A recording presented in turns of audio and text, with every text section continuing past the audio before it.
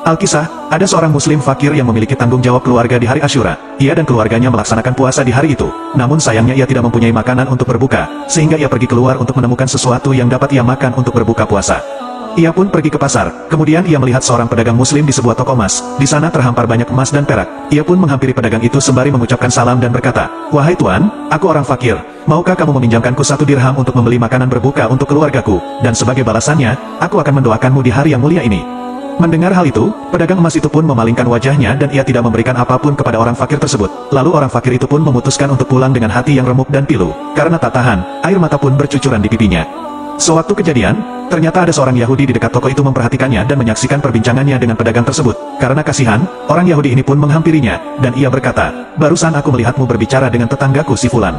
Orang fakir pun menjawab, "Aku ingin meminjam 1 dirham darinya agar aku bisa membeli makanan berbuka untukku dan keluargaku." Namun sayangnya ia tidak berkenan, padahal aku telah berjanji akan mendoakannya hari ini sebagai balasannya. "Memang ini hari apa?" tanya orang Yahudi penasaran. "Ini adalah hari Asyura," jawab orang fakir sembari menjelaskan keutamaan hari Asyura. Tanpa berpikir panjang, orang Yahudi itu pun memberikannya 10 dirham, dan ia berkata, "Ambillah ini, dan nafkahilah keluargamu karena memuliakan hari ini." Orang fakir itu pun riang dan gembira. Ia pun segera pergi membeli makanan berbuka dan menyerahkannya kepada keluarganya. Di malam harinya, ia bermimpi dengan pedagang muslim tadi.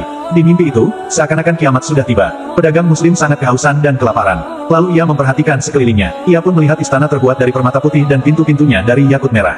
Lalu ia mengangkat kepalanya dan berkata, "Wahai pemilik istana, beri aku air minum." Kemudian dijawab, "Istana ini adalah istanamu kemarin hari. Ketika kamu menolak orang fakir yang hatinya pilu itu, maka namamu telah dihapus. Lalu ditulislah nama tetanggamu orang Yahudi yang memberikan 10 dirham kepada si fakir itu sebagai pemiliknya." Pedagang emas itu pun mati ketakutan. Keesokan harinya, ia pun pergi mendatangi tetangganya orang Yahudi itu, dan berkata, "Bagiku ada hak atasmu, dan aku sedang membutuhkan pertolonganmu." "Apakah itu?" Yahudi bertanya. "Maukah kamu menjual kepadaku pahala 10 dirham yang kamu berikan kepada orang fakir kemarin seharga 100 dirham?" pinta pedagang emas. Orang Yahudi pun menjawab, "Demi Allah, seandainya kamu membelinya dengan seharga 100.000 dinar pun, aku tidak akan mau. Dan andai kamu memintaku untuk masuk ke pintu istana di dalam mimpimu semalam, sungguh aku tidak akan mempersilakanmu memasukinya." "Siapa yang membuka rahasia mimpiku ini?" tanya pedagang muslim.